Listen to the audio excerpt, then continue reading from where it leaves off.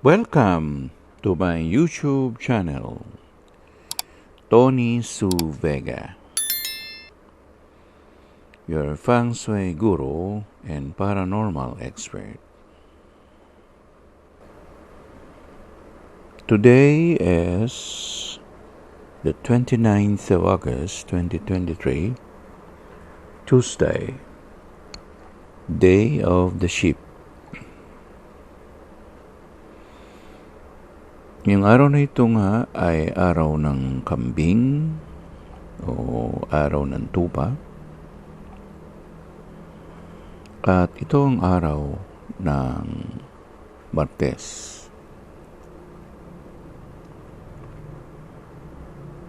Sa Martes na ito, pwede din naman ding pinakabandang kulay ay kulay dilaw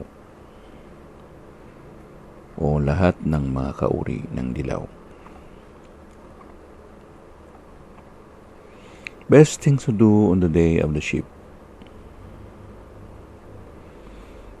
Dahil ang tupa o ang kambing ay may enerhiya ng yin, female, earth, kun,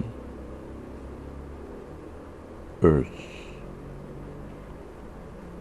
G-U-N, kun. At siya ay tumutukoy din sa lupang mababa. Kung gayon, ang lupang nasabi ay may kinalaman nga sa tupa o kambing. At ang mga activities na dapat sinasagawa ay may kinalaman tungkol dito. Halimbawa, pagbubungkal ng lupa, pag-araro, gardening, pagsalansan ng mga plato, pag-aayos ng mga bandihado sa platera, pag-aayos ng platera,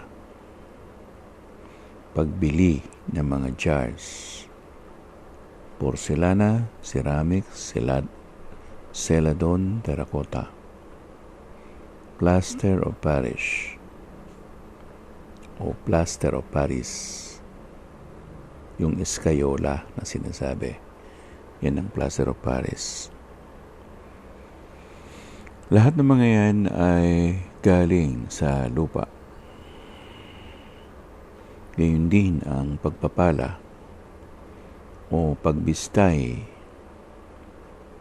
ng buhangin upang pinuhin ito. Pagsalansan ng mga hollow blocks, pag-aayos ng mga plato, baso sa pagkainan upang magkaroon ng maganda o kaigay-gayang setup ng kakainan.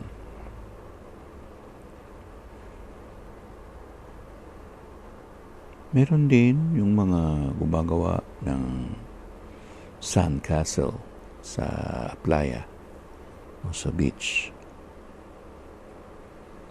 o paghahabulan, hindi lang sa buhanginan kung hindi sa bundok o merong tinatawag na lupang mainit o lupang mababa.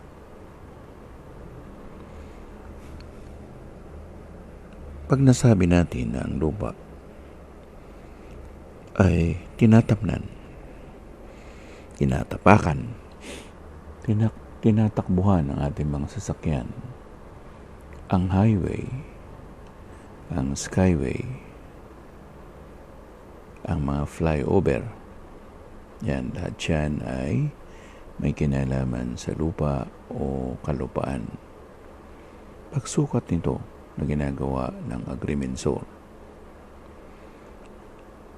pagbibigay ng tasa tungkol sa lupa, pagsasaayos ng mga mapa nito, pagkuha ng mga litrato upang malaman ang kontur ng lupain, ang kahabaan ng isang property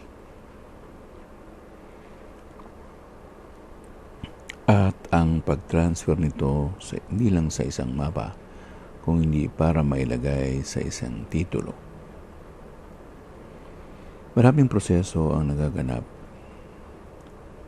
sa lupa. At pwede rin yung trabaho ng isang hindi lang ng civil engineer, kung hindi yung mismong gumagawa nito sa ilaliman. Ang ibig sabihin ay para malaman kung ano ang gagawin sa lupa, like quarry o paghuhukay nito.